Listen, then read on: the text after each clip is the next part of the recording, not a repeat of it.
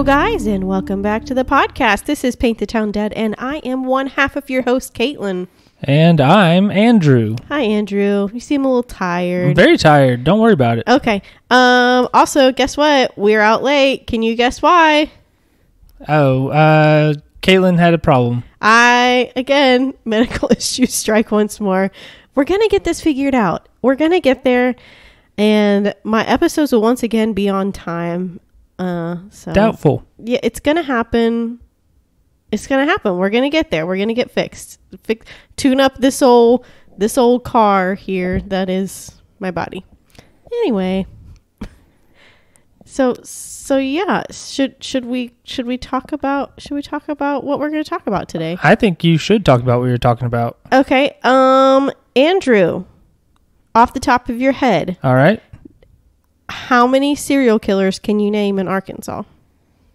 One. One? Off the top of my head, yeah. Who is it? James Wayburn Hall, because we just did that. Okay. I just read a book and everything. Yeah. Okay, there's that one. Yeah.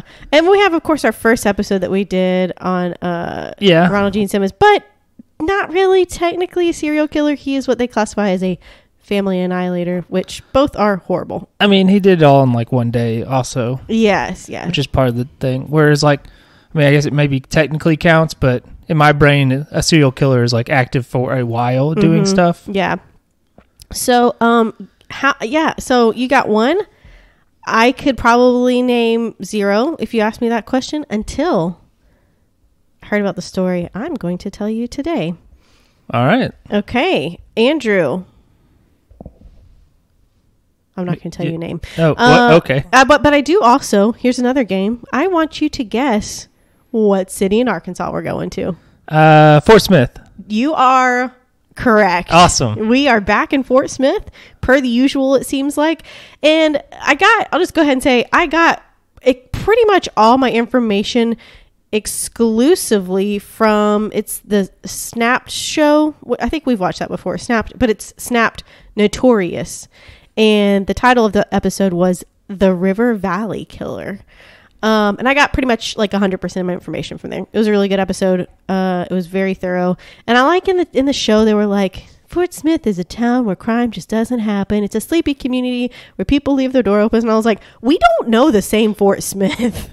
Yeah, that's a lie, I'm pretty sure. Because it is an insane, it's like, it's disproportionate how many of our cases take place in Fort Smith. Yeah, that could just be coincidence, but also is it? I don't get the feeling from any time I've ever been in Fort Smith that is a town where people are like, we just leave our doors unlocked. Me neither. But it's also, the second most populous city in Arkansas. Did you know that? I did know that. I didn't know that till that show. You know what number 3 is?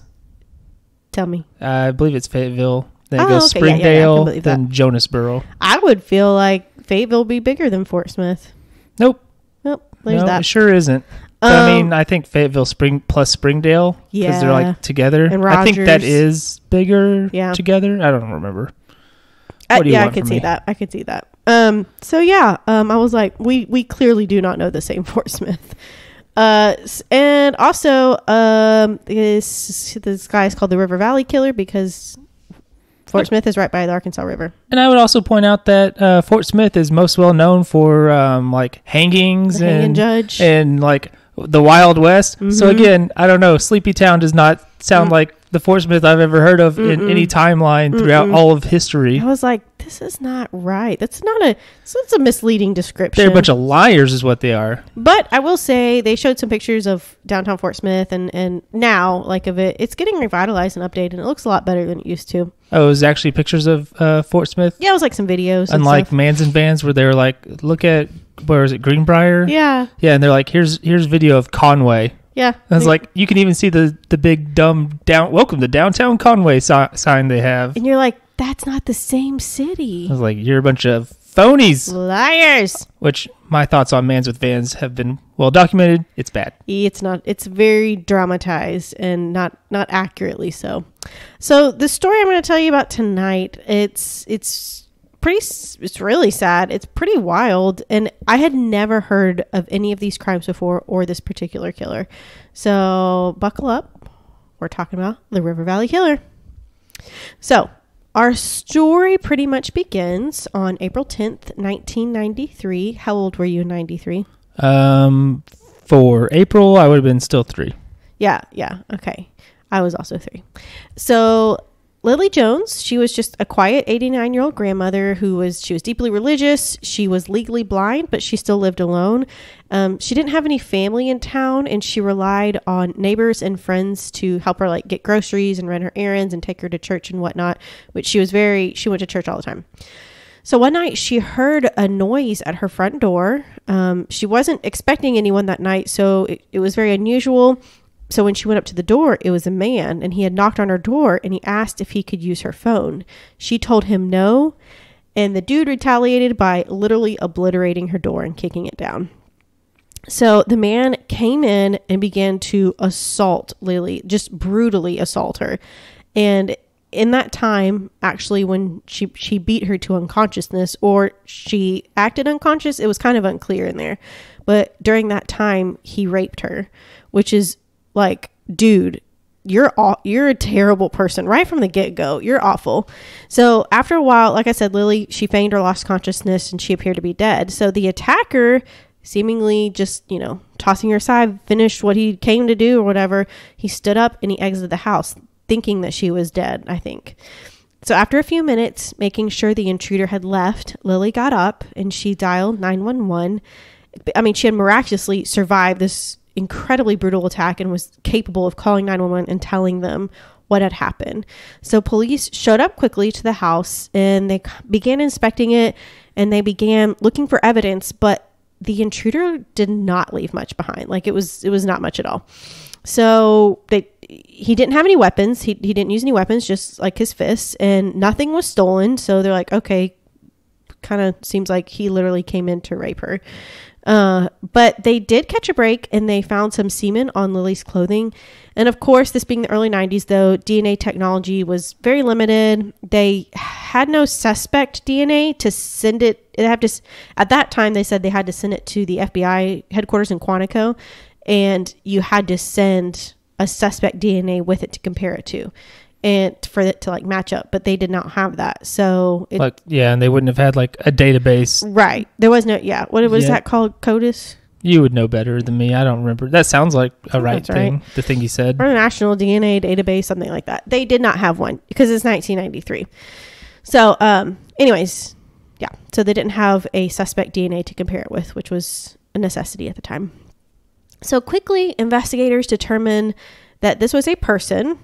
Like they're kind of like getting a read. What's that called? Profile? Yeah, a profile. Thank you.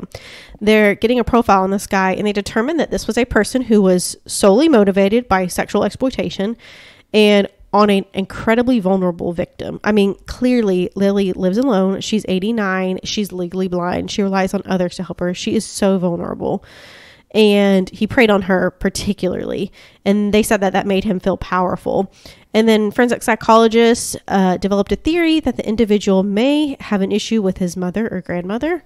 And they also said that somebody like this can be an odd episode for them, and they can seem normal in society. Like they might have a very normal life and seem just like a normal dude and not seem aggressive. Well, that's how you get away with stuff. 100%. Yes. That's how you're a psycho and you get away with it. That's how you end up with like BTK getting away with it forever. I mean, people aren't going to walk around and be like, guess what I like doing? Horrible things. Or Ted Bundy, who was like, Bundy? Why did I say that? Ted Bundy. I don't know. Ted Bundy, who was like, I'm Mr. Charismatic. And he's like, by the way, I do awful things. Exactly. Like those people, that's how you get away with it. Like not by being the guy with like Nazi tattoos on your neck or whatever. Exactly. Yeah. You're the guy next door.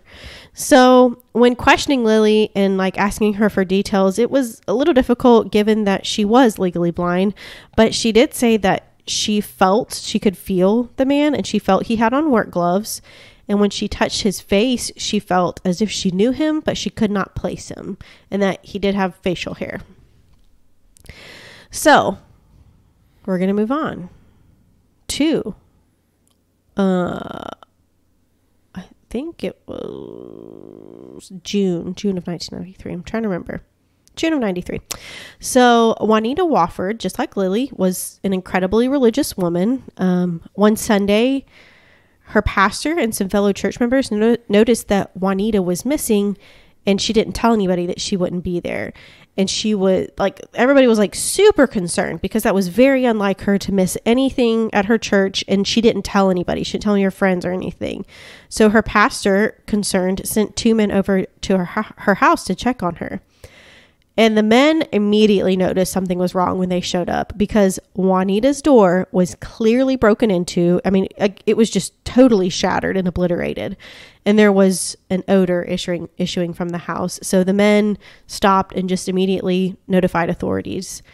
And when authorities got there, they quickly knew that they were going to find a body inside. They said there was an odor, and they kind of knew. And on initial inspection of the house, they saw that Juanita's door had been kicked in so hard that shards of the wood door frame were just like exploded all across the house. They said it was everywhere. And they did notice a large pool of blood upon entering the living room. And they saw like clear bloody drag marks that led back to a bedroom.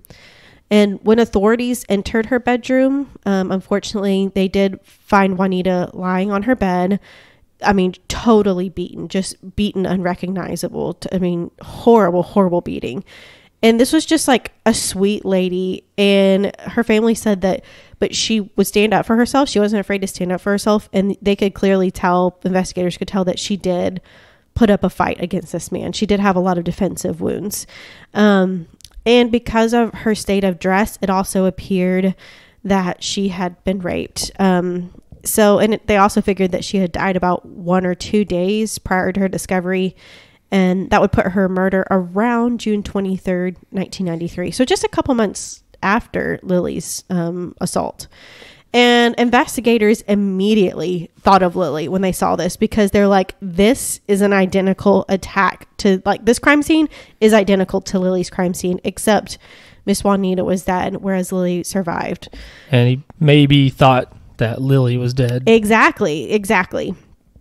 So either way, the perpetrator was not as smart at this crime scene, because investigators found, first off, bloody handprints on the wall above Juanita's bed. So it's like, wow.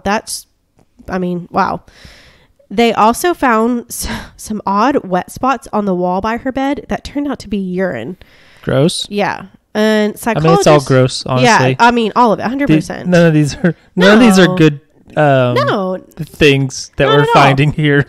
But that's like particular, like that's unusual. That's an unusual thing. Yeah, that is a different thing.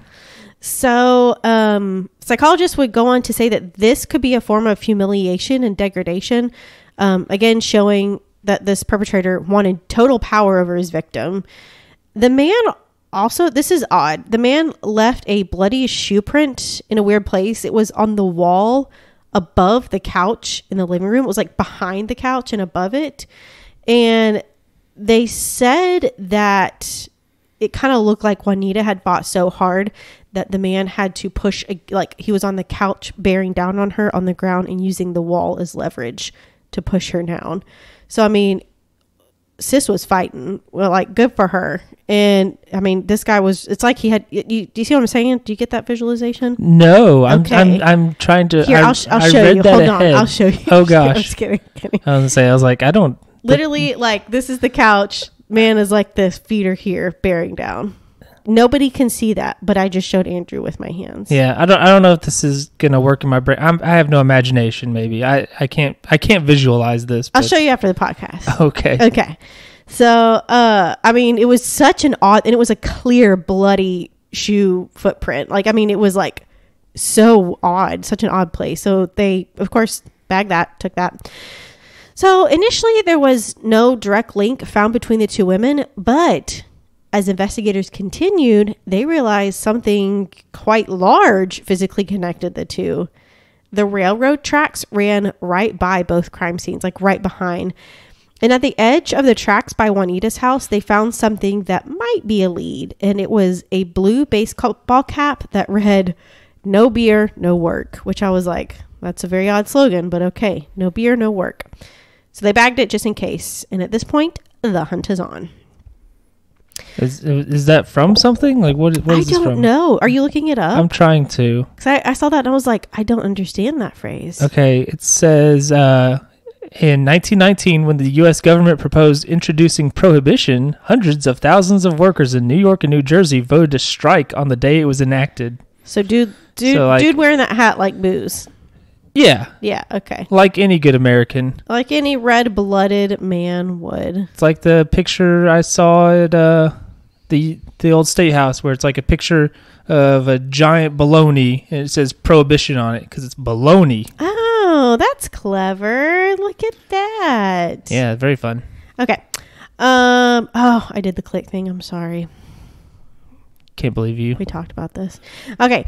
With two victims in such a short time frame and with a clearly escalating pattern, investigators knew that they had to catch this guy quickly. So they began canvassing Juanita's neighborhood, looking for witnesses and also suspects.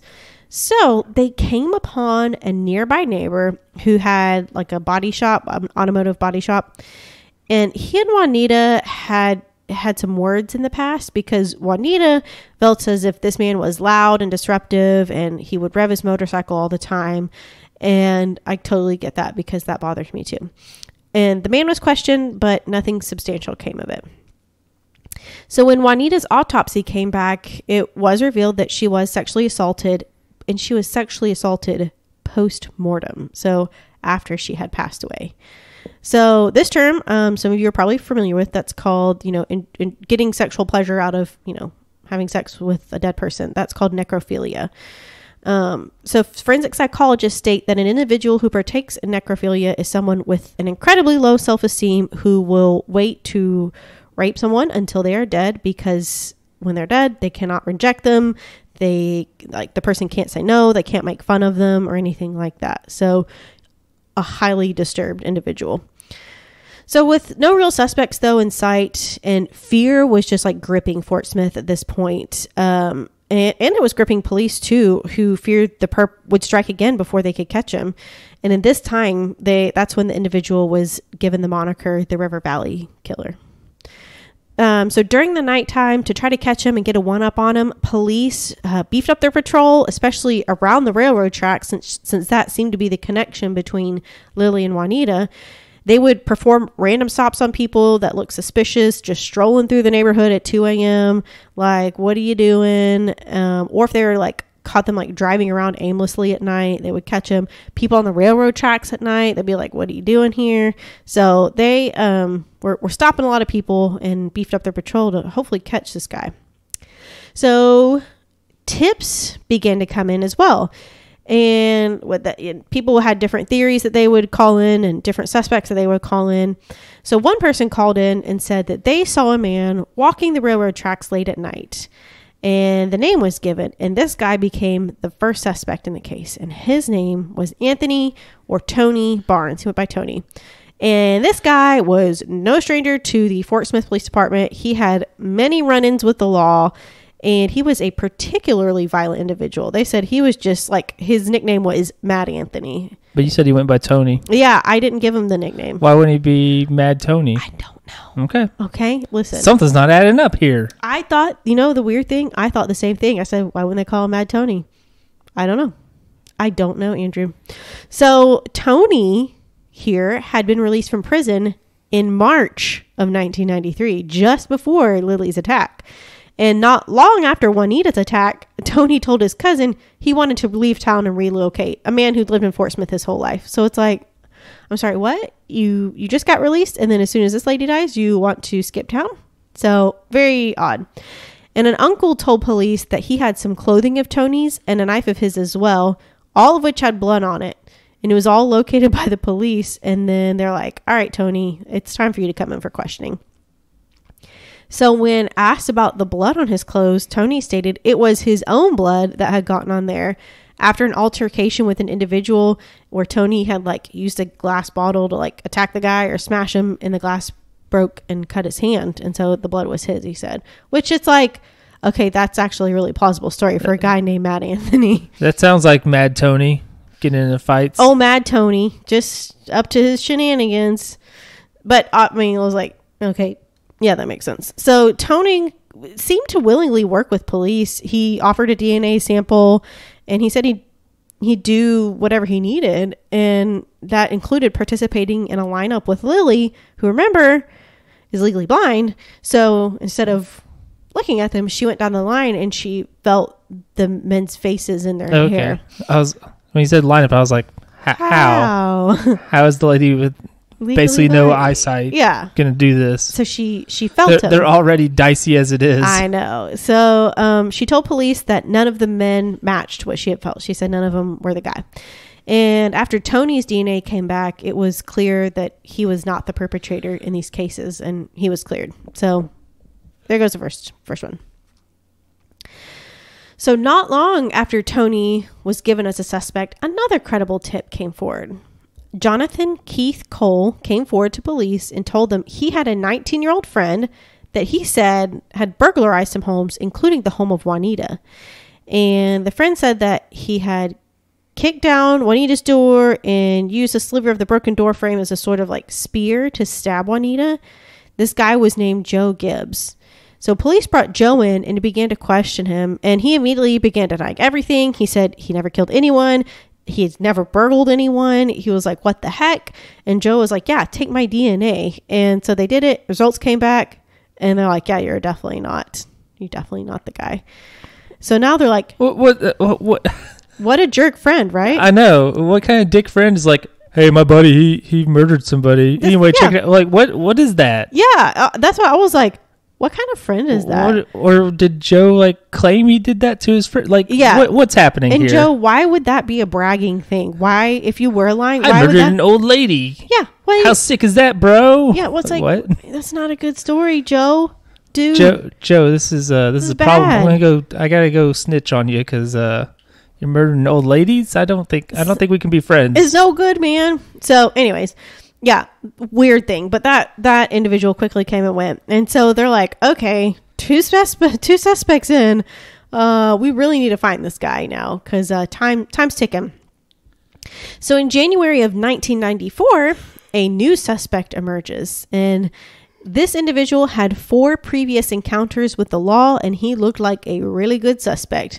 And this man was Danny Bennett, and his home was exactly halfway in between Lily and Juanita's house on the railroad tracks. So it's like, yeah, that makes sense.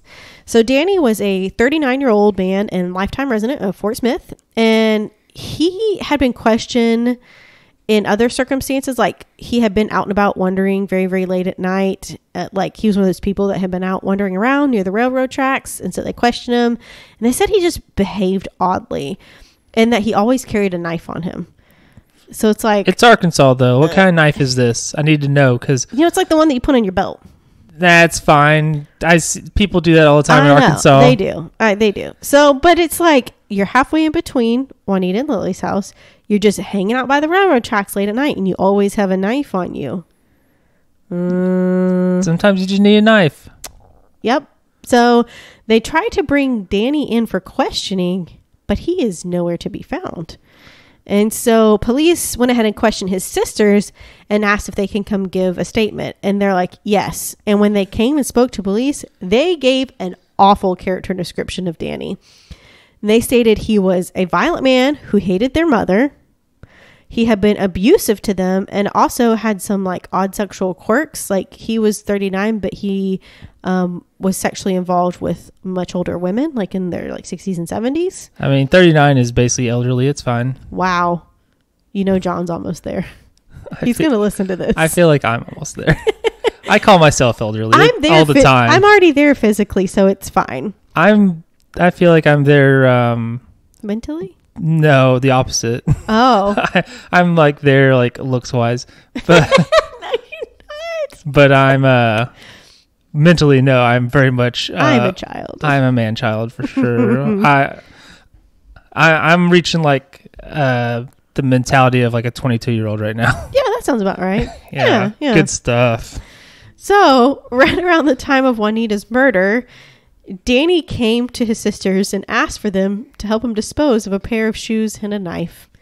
And they said they would not help him. And they also noted that he had some kind of injury to his arm. They weren't really sure what it was, because he was kind of like protecting it, but he had some sort of injury to his arm. Yeah, just want to let everybody know, if you're my friend, if you come to me and you're like, hey, help me get rid of this thing, I'm just going to say, no. I didn't hear nothing.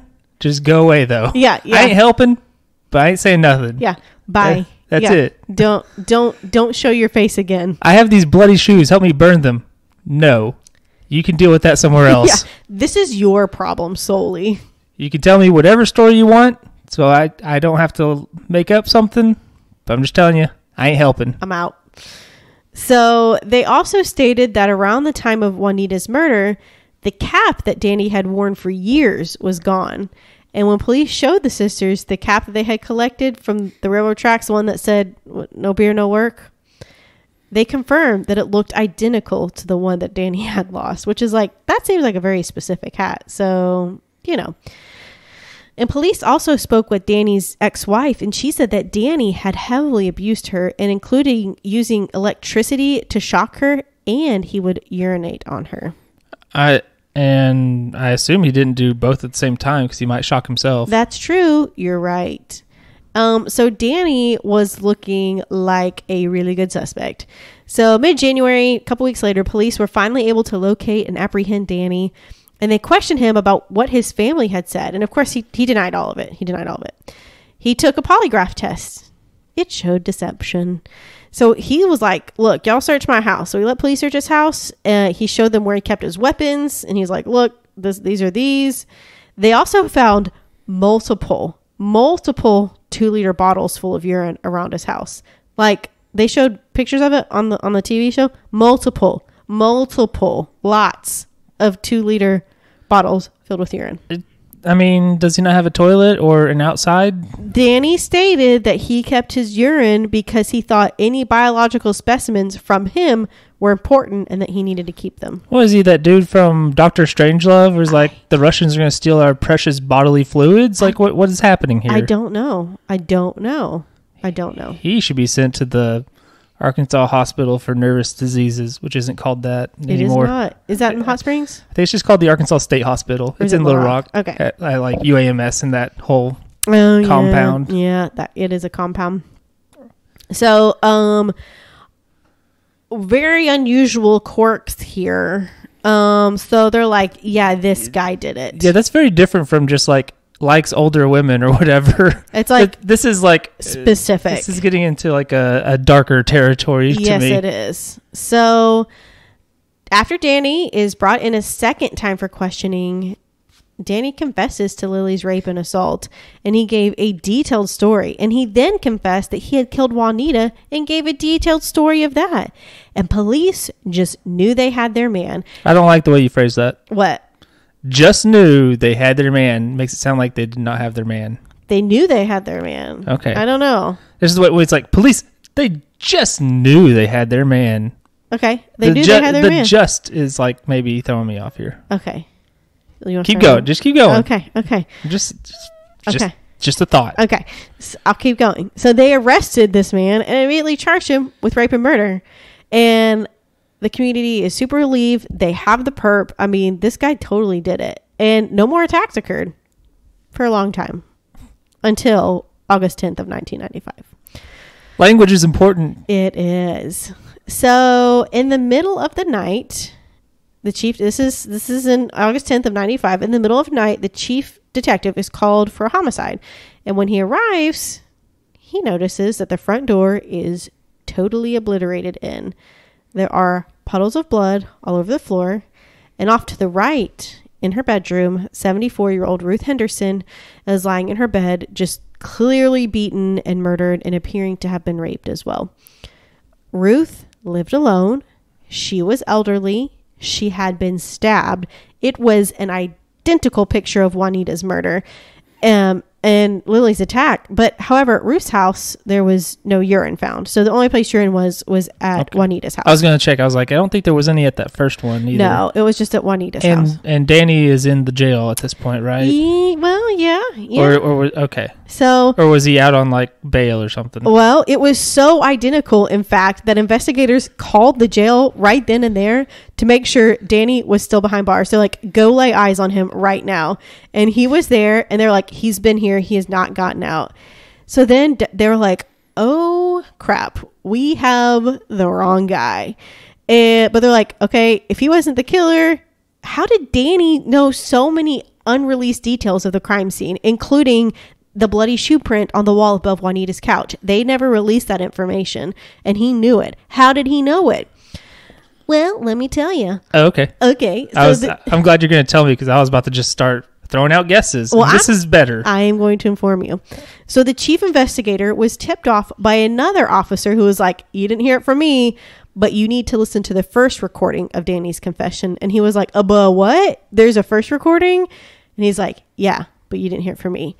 So come to find out, there was a first recording, and Danny had been more or less prompted with that specific detail. They were like, yeah, tell us this. And what about the shoe print behind the couch, on the wall behind the couch? How'd that get there? And he's like, oh, because I did this. And it's like, well, then you gave him the detail. So they were like, the key piece of evidence is blown. They gave it away. And then they got DNA, and it came back inconclusive. So everything literally just kind of fell apart with the case against Danny. It just kind of crumbled. Yeah, and he's clearly not mentally well, this Danny fellow. No, he Mr. is not. Collects his urine. That is... So he's probably going to be very easy to lead along if you give questions like that. Yes. If your question is more of a statement. Exactly. So tell me how your footprint got on the wall behind the house, the couch. So anyway, you hear about this urine that you did there? Yeah, exactly. Yeah. I mean, so the prosecuting attorney asked the judge to drop the case against Danny, and the request is granted, but like, now what? We're back to square one. Who's the killer? And years passed with no leads basically, and there was no new obviously connected crimes, no similar crime scenes, nothing that seemed to happen. So just kind of waiting until 6 years later.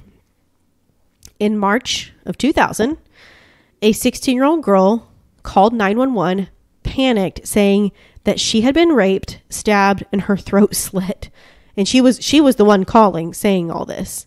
So what had happened was the girl's parents, she was alone at home watching TV. The girl's parents had come home to find a man attacking their daughter. The girl's stepfather shoved the man off and began beating the crap out of him. I mean, he said they interviewed the dad. This guy was wailing on him. The mother gets on the phone too, screaming for police and medics to hurry. Meanwhile, the stepfather got the man to the ground, pulled his pistol out, stuck it to the back of the man's head, pulled the trigger, the gun misfires.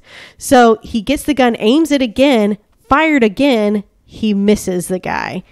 So then he was like, screw this, took the pistol, like the barrel, and just took the back of the pistol and began pistol whipping this man over and over in the head until he went unconscious. I mean, just like, dude was going ham. And this guy, he said he was physically disabled at that time. So, I mean, pure adrenaline is making this stepfather, parent skills just kick in. I was like, holy crap. So police finally showed up to just a scene of total chaos. There was blood everywhere. There's a dude wailing on another dude who's in the floor. It's just a nightmare. So they detained the stepfather and quickly got the girl to medical help, and then got the perp out. They said, and they're like, this guy's not going to make it. He was in really bad shape. Clearly, dude had been pistol whipped unconscious. So not in the best of shape. Yeah, it's not like in movies or I don't know, 70% of episodes of Lost, where they just like knock people out all the time. They do. It's like, first of all, that's really bad for you. Yeah. To be knocked out. That's not good for your brain. We know what happens when you have CTEs. Yeah. That's bad. But also, I just imagine, like, if you're the stepfather, you're just going until you can make sure he ain't getting back up. Exactly. You don't want him coming back. No. So they come to find out the girl had been stabbed multiple times in the head and in the neck, and he had stabbed her so hard that he had punctured down in her neck. He went down and punctured her lung. And when the mom and stepdad came into the house, the guy was actually strangling the girl, trying to kill her and strangle her. So when the girl was finally able to recount her story, this is what she said. She was at home watching television by herself when a man, the suspect, who was known to the family, came over. The girl came at the door and greeted him, told him her parents were not home, but she let him in. He asked if he can come in, so she let him in. And he came and sat by the girl on the couch. She goes to the kitchen. He gets up, comes behind her, and starts attacking her. And the attack, she is running around. I mean, the attack goes all over the house. They're running around the whole house. There's blood everywhere. And she put up one hell of a fight. I mean, she is giving this guy a run for his money. And that's when the stepfather and mother came into the whole ordeal. They ended up in the kitchen, and he's strangling her. And that's when the stepfather detained him. So the man was identified as their neighbor, Charles Ray Vines. So after investigators left the scene, they felt it was so similar to the crime scenes from years past. And I'm not really sure why, because I would not make that connection. No, there's not a busting up the door, right? And it's a teenager instead of an old lady, right? But when they consulted with forensic type psychologist type people, they're like, it doesn't necessarily matter the age, it matters the victimology. It is a vulnerable woman alone at home. And so they're like, that's kind of, and it was somebody who literally came in and tried to just kill her. And then whenever he was strangling her, he was trying to, I don't know if he succeeded in raping her, but he was actively trying to rape her. So, they felt it was so similar that they notified the prosecutor that they're like, we have this guy, he's in the hospital, he got really effed up. But we think this could be the guy to these other cases that are unsolved of Lily, Juanita, and Ruth. So their house, the 16-year-old's house, was even in close proximity to Ruth's house. It didn't say how close, but they said it was close. So let's talk about Charles Ray Vines, our next suspect. So when police visited Charles in the hospital, they had a warrant for his DNA. He was conscious at that time and healing fine, unfortunately. So they intended to question him as well at some point soon. So Charles was a local Fort Smith man with no criminal past to speak of, and he was not on police radars at all for anything. That's how you get away with stuff. That is. So Charles' parents were pillars of the Fort Smith community. They ran a prominent mortuary business in town, and his father actually was a deputy coroner at one point in time. So Charles, he had been married, but had gotten divorced. He had 2 sons. He was well liked. He would pick extra veggies from his garden and give them to his neighbors and friends. He was always there as a helping hand to friends. Even the stepfather that beat him unconscious said that one time he had a flat tire and Charles came over and just was like, let me help you. Let me do this for you. That's how they get away with it. Yep. Don't trust nobody. That is the motto of my life. Every time Caitlin's like, I'm going to do something nice for you, I'm like, oh, Caitlin, that means you're a murderer. You're just trying to get away with something. But how many times would one do something nice for you? More than once is enough. Okay. So, but this dude was just like an average dude. They said he worked hard at his jobs, but dude was hiding some really dark secrets. Some of his immediate friends stated that Charles was perfectly pleasant until he got to drinking, and then he would become scary violent.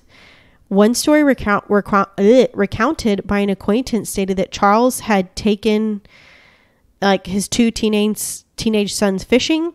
He began to drink, and one of his sons was disobedient in some form or fashion. I don't really know, but they had words. So son walks out in front of him a little bit. Charles gets his shotgun he brought and shot at his own son with buckshot from some distance, and it nailed him. He nailed him with the buckshot. It's like, I'm sorry, you shot your son? That's because he was a sassy teenager? Yeah, it seems bad. If that's how you are when you drink, don't drink, and also don't have guns around when you're drinking. Don't be a bad person. These are all bad. Yes. So they collected his DNA. And the DNA would eventually come back. They compared it to the perpetrator from the other crimes, and it matched the DNA from all those previous crime scenes. So police knew this time that they had their man, and they acted quickly to apprehend Charles. he was charged with the rape and murder of Juanita and Ruth and the attempted rape and murder of the 16-year-old girl. But for Lily, because it was listed as just rape and not attempted murder, the statute of limitations had run out. That was only like 7 years. I'm telling you. That seems like a... I know. Messed up. Because dude, like clearly, dude was trying to kill her. He thought he did. And he was trying to kill the 16-year-old girl. Like, I would think, I would think you would also even be able to say attempted murder or something. I don't know. I would think so too. So anyway, the death penalty was being pursued in this case. They brought him in for questioning. And immediately he was like, I want to speak with an attorney before I say anything. And his attorney stated, he was like, dude, you're going to want a plea deal. And he's like, all right. So the deal was that in exchange for Charles making a full and total confession and giving all the details, he would not go to death row. But in order for that plea to hold up, Charles would need to confess every detail and leave nothing out. Charles agreed. So he stated that Lily's rape and attempted murder was the first crime that he committed. That was the first time, which is like, wow, that started out really heavy if that was the first crime you've ever committed. But upon further questions for all the other stuff, he kept saying, I don't know, or I don't remember, I don't recall. And it's like, plea deal ain't gonna hold, man. So he's withholding information. He said he was drunk and high at the time of the attacks, and that's why he can't remember anything.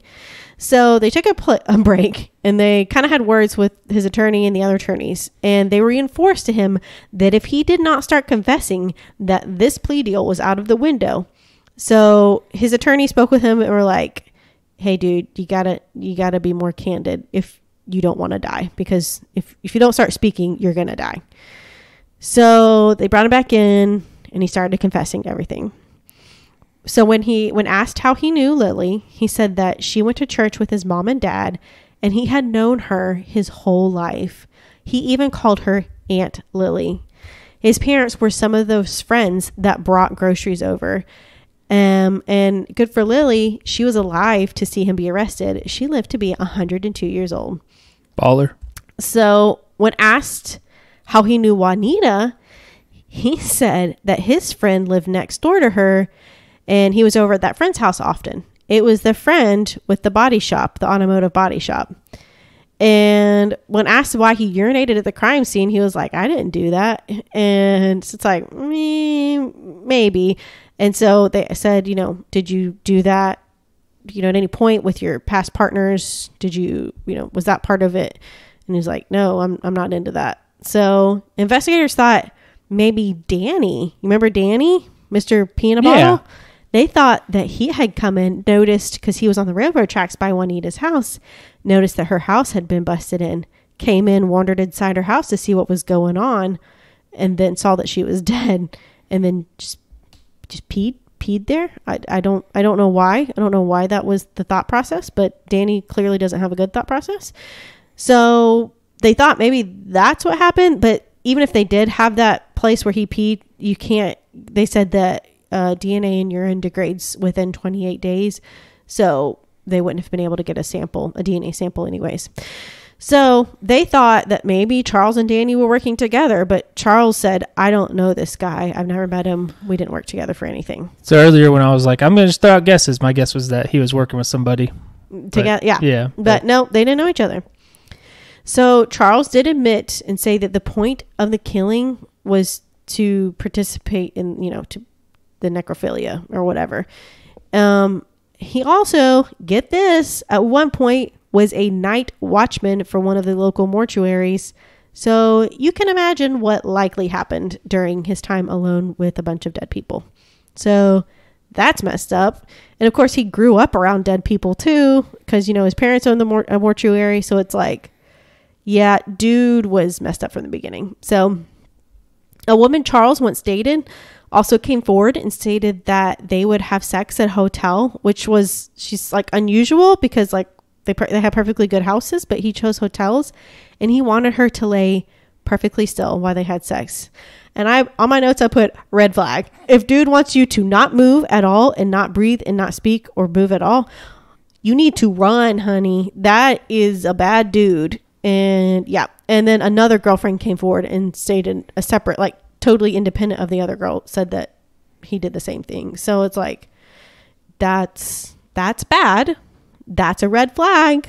Run away. Especially now with like the added context after the fact. That's where you're like, oh, that's what he was after. That's what he was doing. And it's like, it's just weird. So police then want to know why Charles switched from elderly woman to a 16-year-old girl. And he just said that he knew she was going to be alone. When asked if he had sex with minors before, he said no. He said he was just looking for women alone. Like, he's just looking for vulnerable women.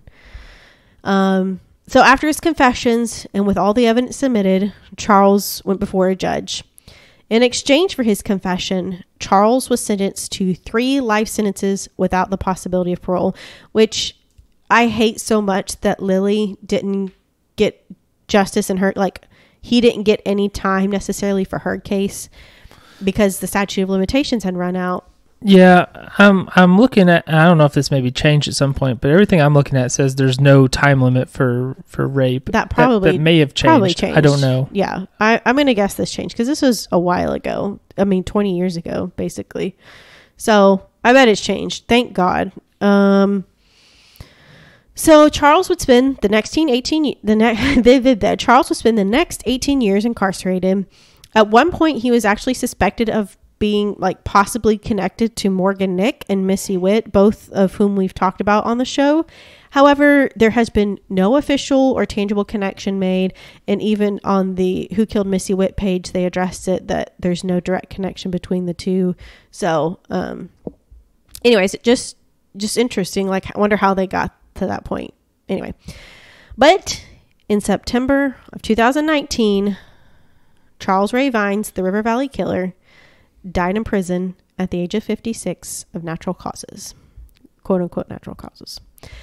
But technically, 2 murder victims doesn't make him a serial killer, but he intended there to be 4, possibly more. So in my mind, he might as well have been.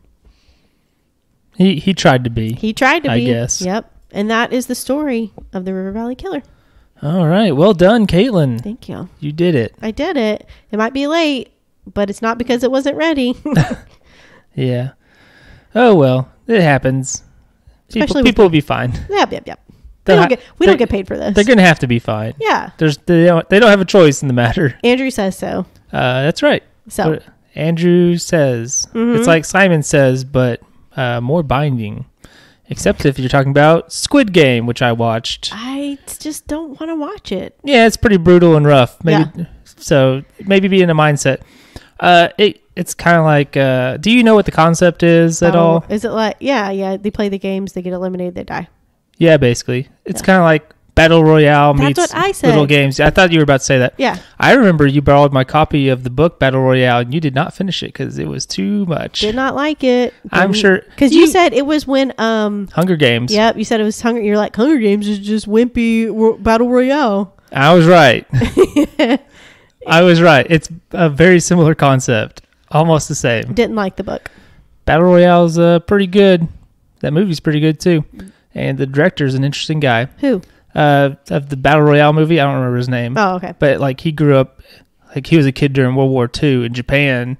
Whoa. And yeah, he has a great mistrust of authority Americans? because of okay. like Japanese authority, because he was working like as a child in a munitions factory or something. Whoa. Because it's the war. They had to. It's the second war of the world.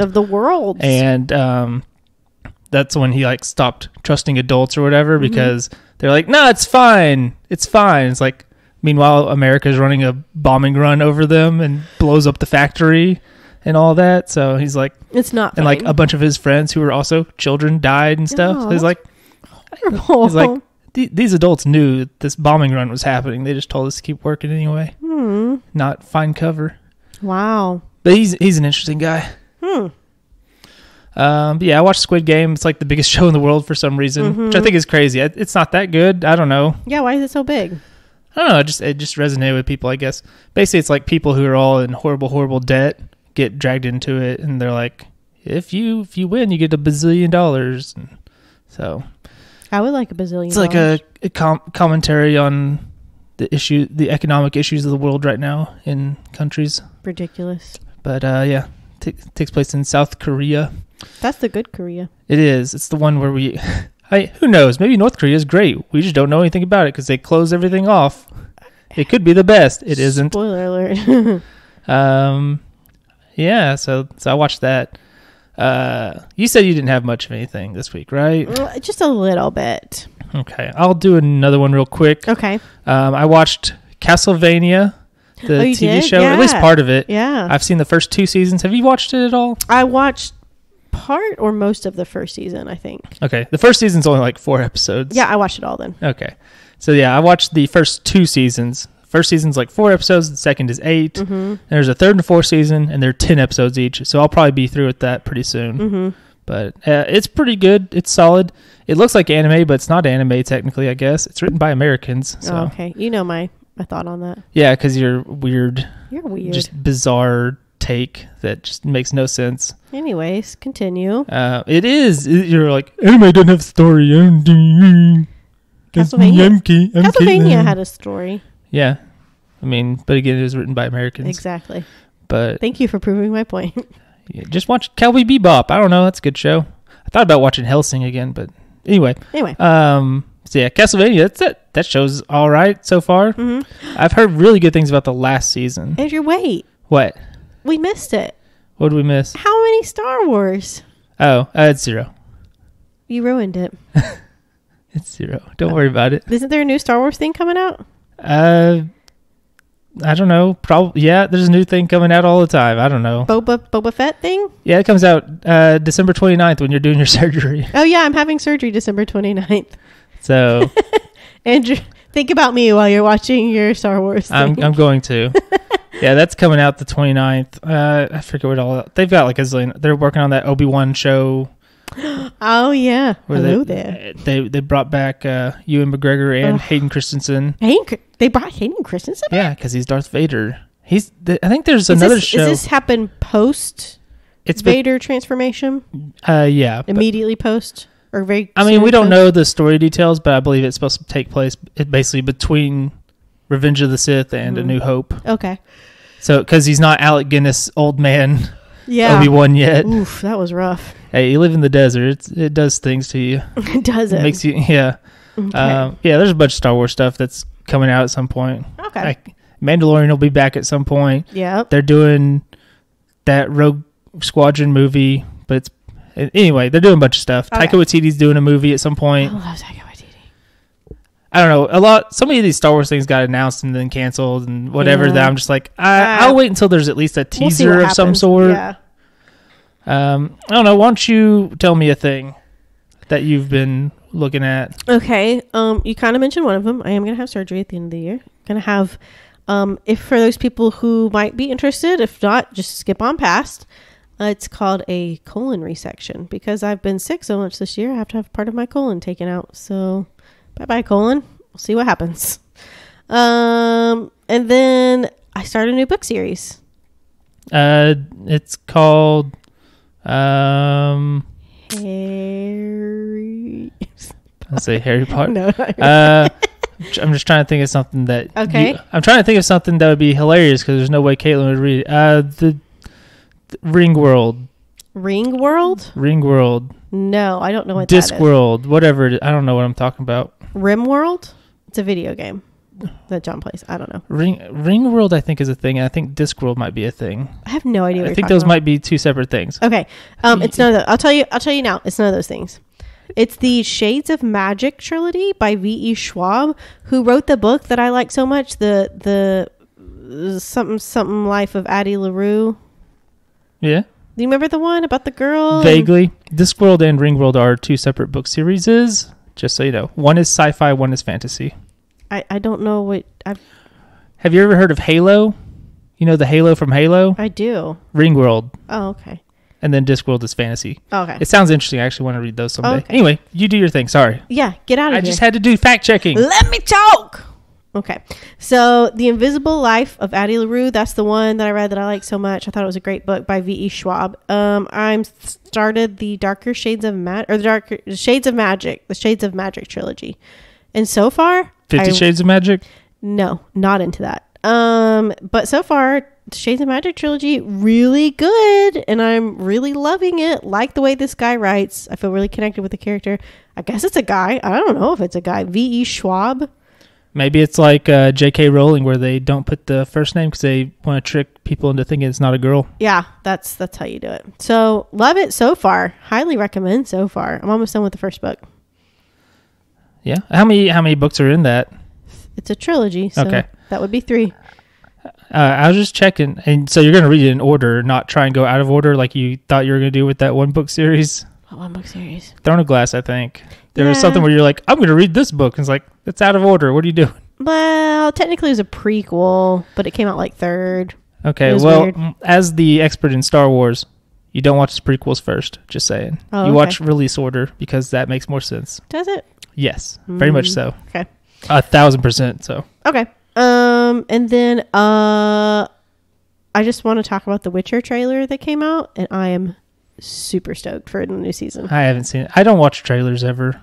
I just don't care anymore. I'm like, I know what everything is. I will see it or not. If it pops up like on my newsfeed on a social media, then I will stop and I will watch it. Usually I do not seek it out, but see, I won't, because I'll see it and I'll go, oh, it's a video. I'm gonna keep scrolling. I don't have time for this. I'm so busy. I haven't even watched that Book of Boba Fett trailer because I'm just like, nah, I got other stuff to do. Even I've watched it. Well, I don't know what to tell you. I'm a bigger Star Wars fan than you. Yeah, who's his buddy? Played by Ming-Na Wen. And she's in Bad Batch and stuff as well. That's right. You didn't know. It's Ming-Na Wen. You just said it. You don't know nothing. Duh. That's the actress. We're talking about in the fictional world of Star Wars. Boba Fett? No. What do you think his name is Boba Fetto? Do you think it's a like in Spanish? There's a masculine and feminine thing? Exactly so it's actually Bobo Fetto and Boba Fetta. Is that what you think is happening? Yes. You picked up on it. Goodness gracious. Okay. Ridiculous. What else you got? I watched that show Midnight Mass. Tell me. It's real good. Yeah? Everybody else should watch it. It was... I knew... Can we spoiler alert here? How about we... Okay, if we're going to spoil it, how about we save it for last then? Okay. That way people can jump off easily. Okay. And instead, I'll talk about Wellington Paranormal, which is a show that Caitlin, you would love it. I would. 100%. Sometimes I'm not sure to recommend stuff to you. 1,000% you would love the show because I love New Zealand stuff. Yes, it is. Wellington, so super dry. I'm sure it is very much so. It is. That one was that movie. What We Do in the Shadows. Love it. The movie. This is more in line with the movie than the show, which I finished that. They just had the final episode of the last of season 3. Wellington Paranormal. There's these 2 cops who show up a little bit in the movie What We Do in the Shadows, which they're very funny. Yeah, they are. I didn't say anything. And the part you need to know, are these exposed outlets or whatever? Yeah, I like the part where there's the werewolf attack and they're like, it was wild dogs, and they find this like adorable dog and they're like, I'm just gonna have to put it down. And like the dog goes over like to sniff about, he's like, he's trying to get it again. He just can't help himself. Anyway, it's those two dumb cops investigating paranormal stuff in Wellington, New Zealand, and it's hilarious. There's only like 12 episodes on HBO Max right now. I believe there's a third, and there's only 2 seasons, 6 episodes each, which is like way too short in my mind. But it's really good. It definitely can't overstay its welcome, that's for sure. Nick from What We Do in the Shadows, the guy who gets turned in that movie, he's in an episode, and it might be my favorite one. Oh yeah. Basically, I kind of want to. Whatever. It's a comedy show. It doesn't. And spoilers aren't that important, if you ask me. Okay.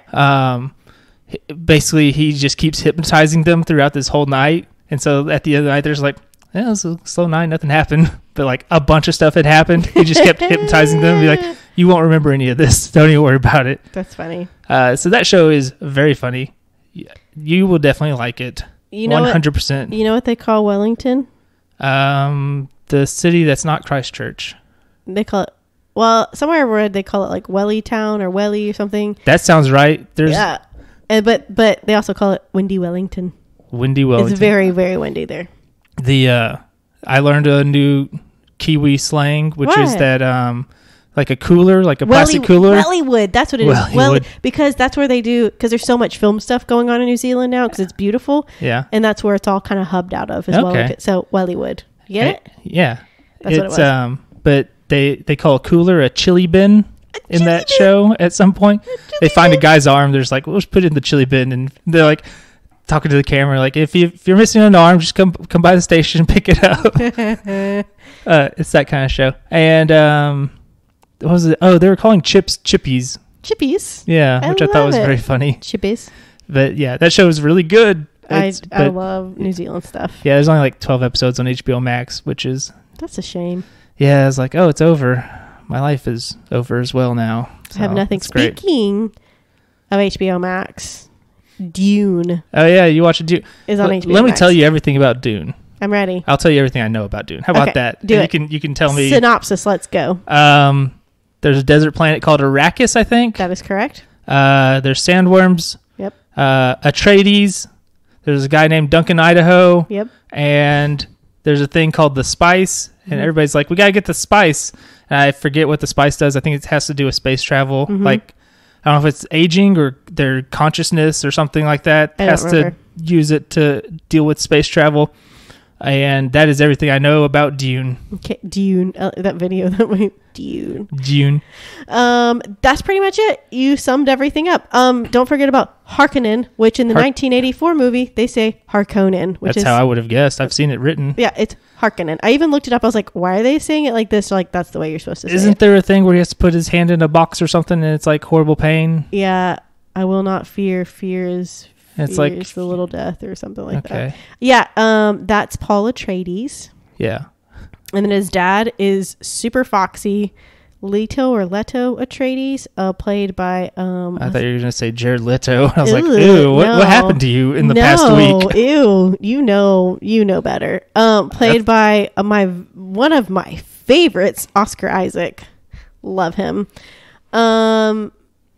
But yeah, they go to, you have some ruling factions of the universe, basically. You have like the super emperor guy, and then you have House Atreides and House Harkonnen, and they're kind of like don't get along, and then the emperor kicks House Harkonnen off Arrakis. It's I keep on want to say arachnid. That's not it. Arrakis, I think is what it is. Yeah, you're right. It just didn't sound right for a second. Sorry, my voice doesn't sound right. Okay. So then he sends, everyone's like, all right, House Atreides, you're going to Arrakis. But really, it's a setup. So, spoiler alert. And they kind of get screwed over, and they have to harvest, like, it's called the spice melange. Or spice. And it opens up it's like LSD or something. I don't know. But turns your eyes blue. Make your eyes blue. I know it has something to do with, like, you have to control the spice to control everything because you have to use it for space travel over long distances. And I don't remember if it's you have to do it because otherwise your brain will melt, or if it's like an aging thing. Cause I think it's more brain melting thing. That's what I was thinking. I like the spice in Star Wars, which is basically like opium. Nice.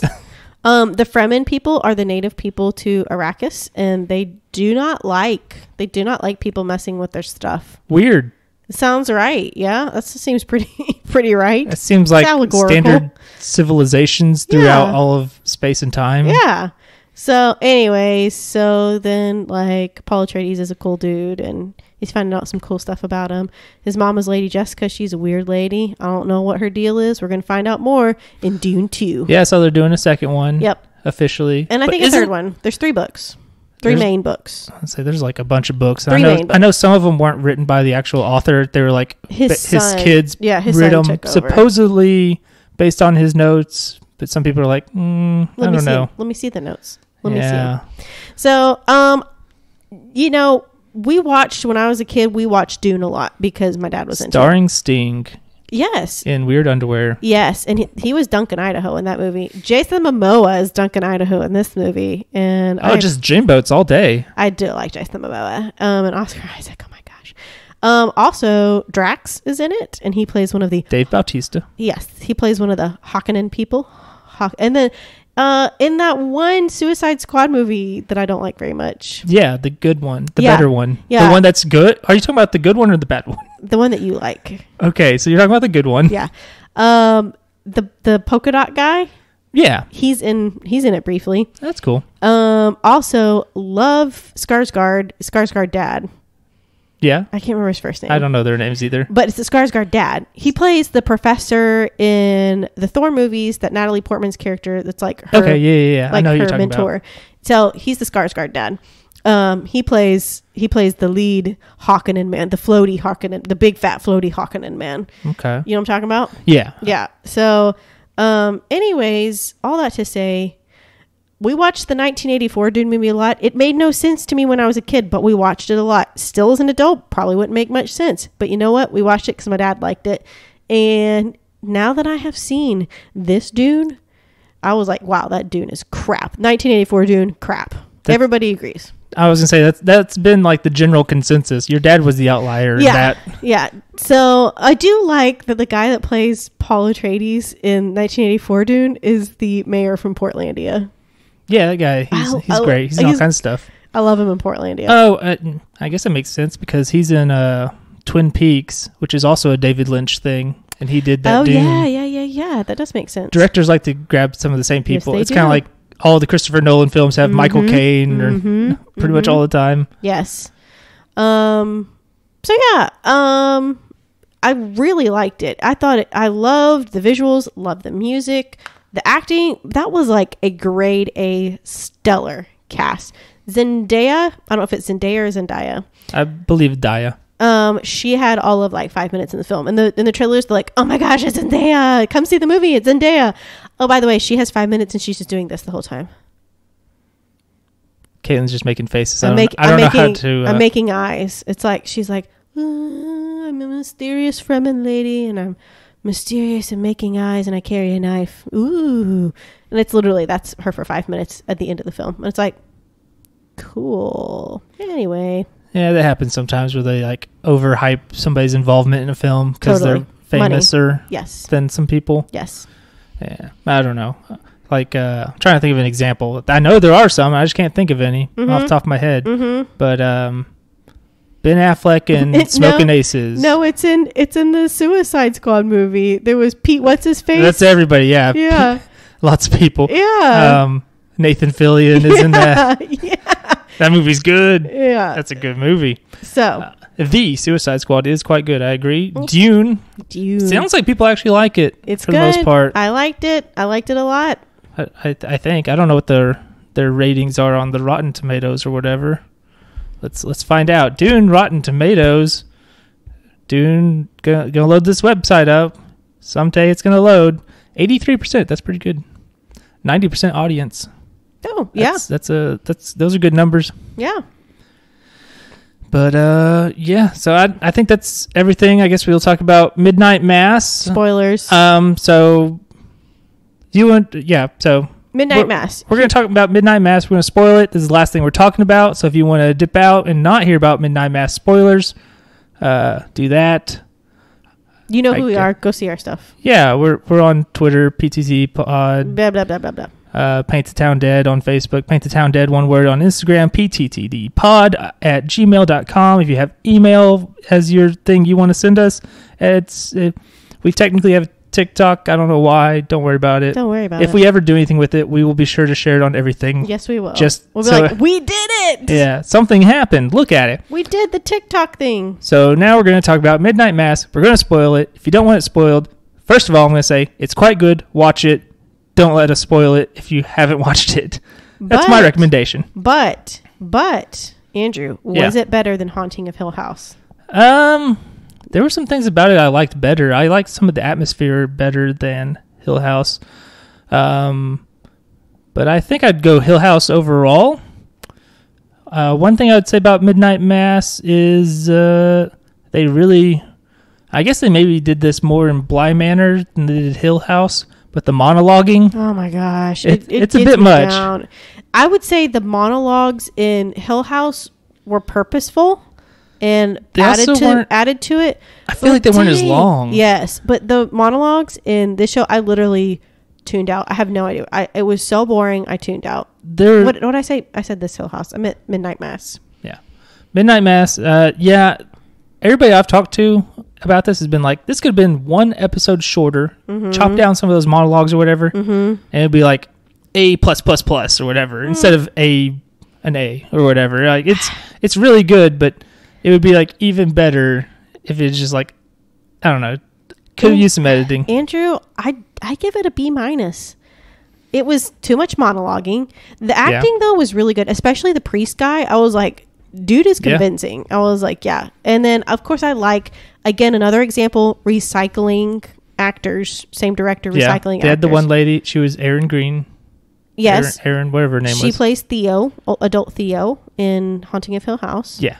And then I can't remember her name in Hill House, but it's the oldest brother that's making the books, that's profiting the books. It's his wife that's like leaves him for a little bit because she's like, you had a vasectomy and didn't tell me. So that wife, she's in it. She plays the super strict nun lady, like the bad one. Bev, that's it. She plays Bev.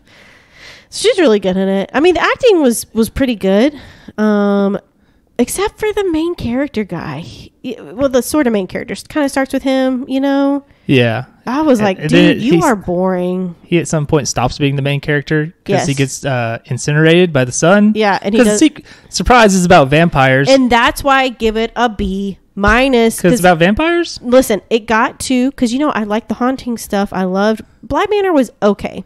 Haunting of Hill House, I can't give it enough stars. I mean, A+ 1,000. And then we get here. Of course, he never said that these are all connected or anything, but we get... Are they supposed to be? No. They don't seem like it. But we get to midnight... It's kind of like anthological, you know what I mean? So we get to Midnight Mass, and I was like, okay, all right, we're kind of religious. We get to the end of the... I think it's the first episode, maybe the second. I was like, is this a vampire thing? When he like goes into a cave, and I was like, I think I think that was the third episode when... He tells the story of how he got young, basically. But, well, no, it was before that. It was at the end of the first episode when dude comes back and he's like, I don't know what's happened to the priest. He's been detained. I'm his replacement. I'm so-and-so. And I was like, you're suspicious. And then I was like, somehow this guy is involved. He is. I was like, this is the priest. He is the priest. And I was like, there's no way. Because he was looking at that lady, the mom, the dementia mom. Yeah, he's dementia mom. And I was like, this doctor chick is his daughter. Like, it was all up front. I freaking knew it. Like, into the first episode, into the second episode, I was like, is this a vampire thing?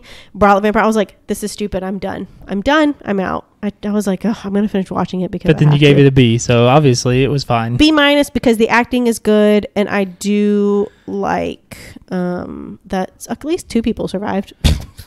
Yeah, it's one of those ones like a lot of horror movies where I kind of want to see what the aftermath is. Like what happens when somebody goes to the island again and is like, where is everybody? Everything's burned down and nobody's here. What happened? Yeah. what happened? Except for 2 kids. Yeah. Yeah.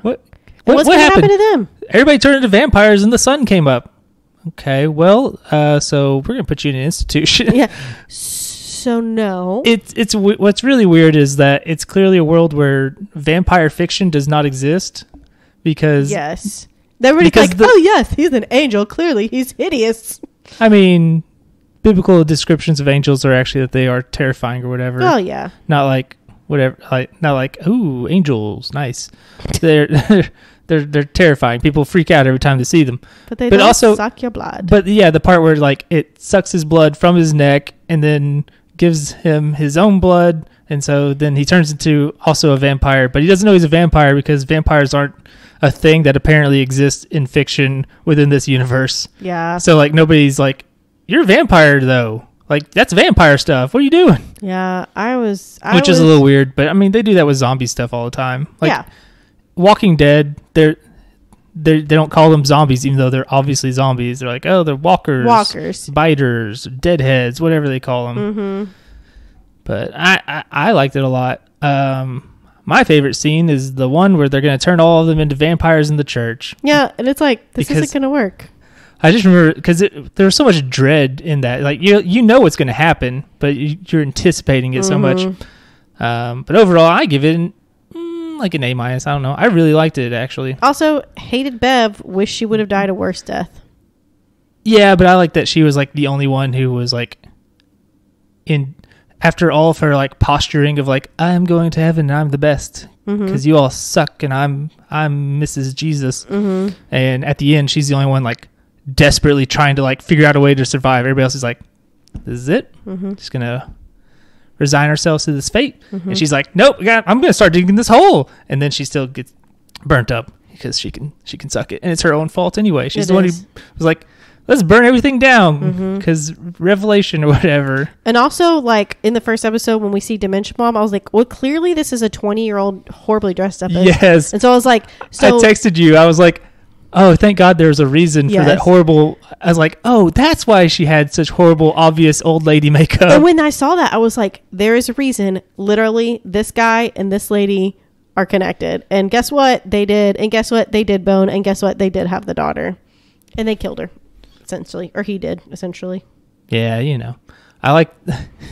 There's like some stuff that's a little weird. Like there's the one guy, I don't know his name, one of the henchmen, essentially, who the bearded one, because there's like essentially two there's like the priest and Bev, and they have like two guys that they bring into the fold. One's the mayor and one's the bearded guy. And the bearded guy apparently turned his buddy into a vampire, but didn't tell him like, hey, also this is how you make sure your wife and daughter become vampires without you just murdering them due to your bloodlust that you can't control. Yeah. And it's like, maybe you should have let him in on that secret instead of letting him kill his family. Yeah. That was a problem.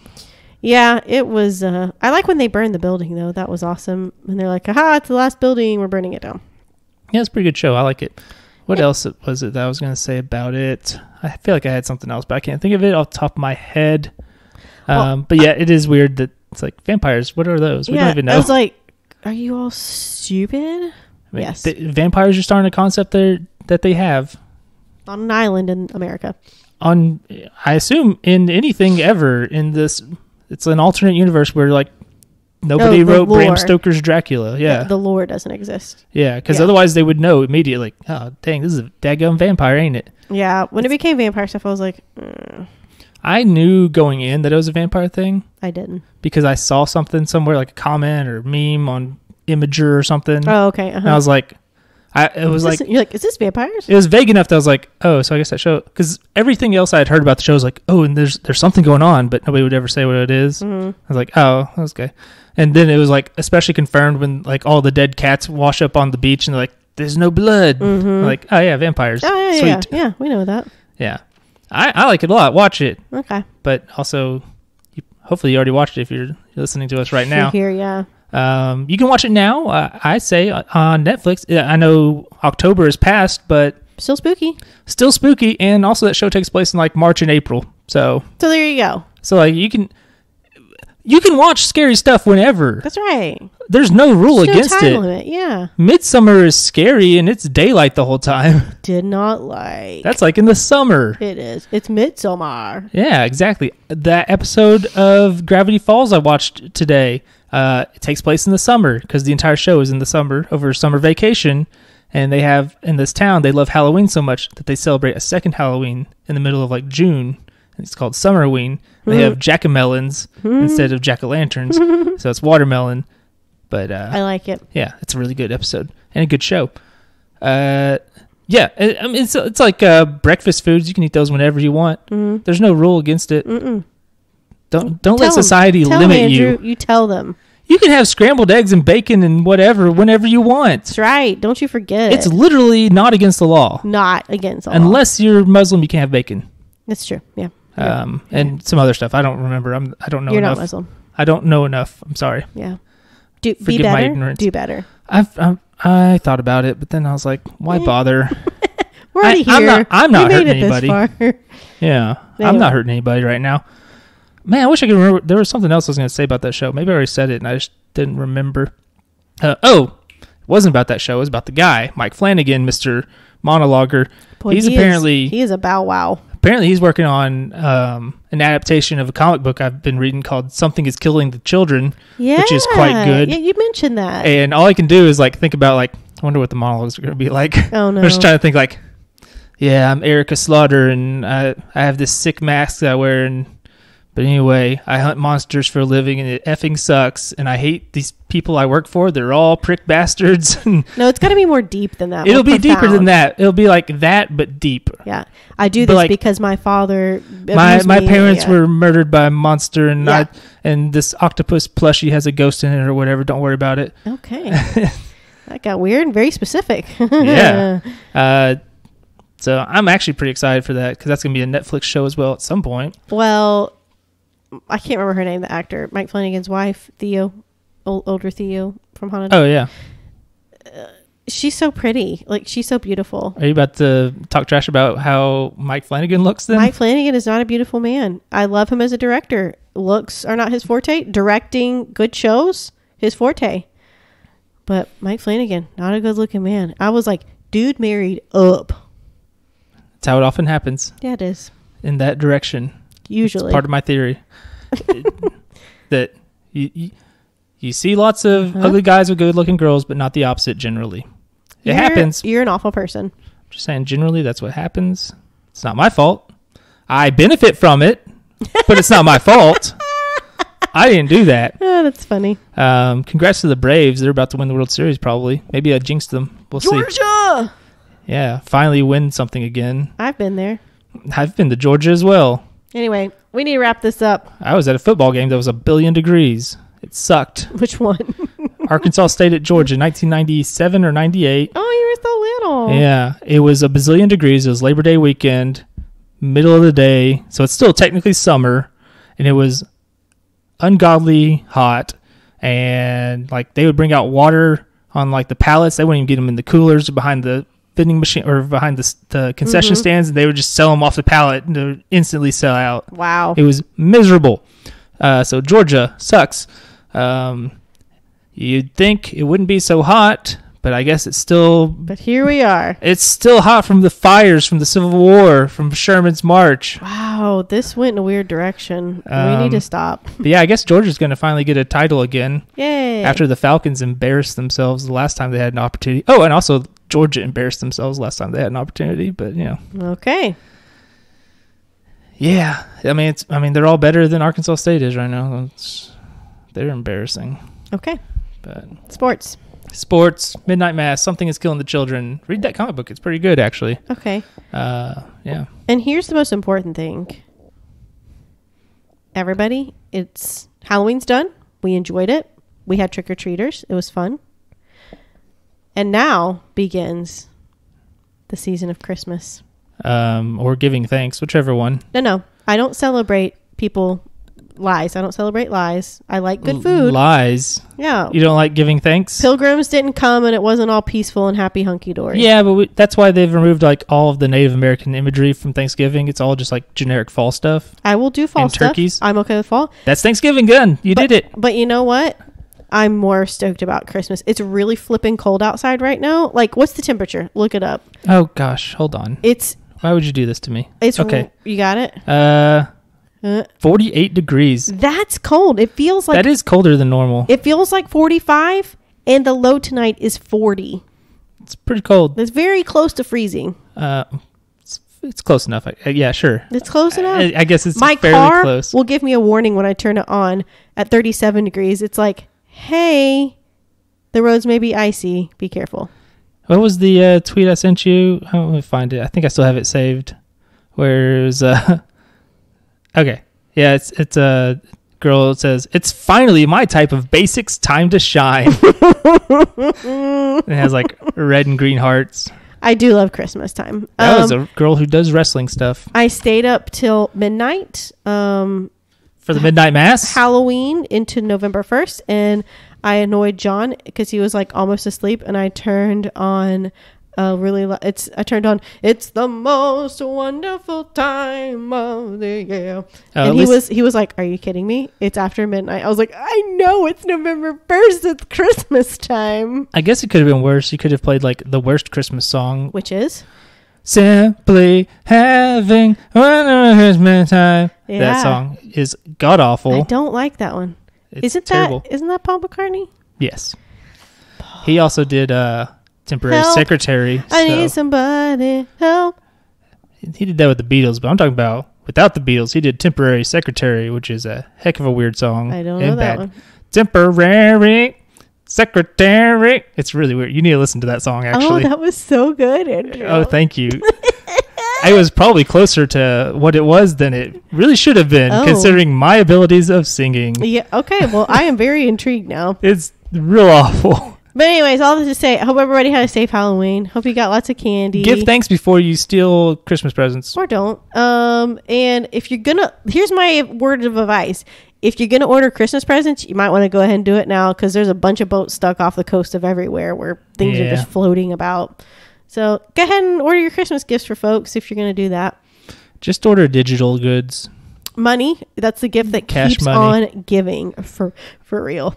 That is And the also, best gift. it being November, that much closer to going to Scotland. Yeah, we'll see. Yeah, we'll see what happens. You're actually very right. This is my thing I'm going to say until it actually happens. We'll see. But anyways, guys, in case you didn't hear earlier, thank you so much for coming by. I apologize for it being late. One day I will be healthy and normal again, and we'll finally get crap out on time.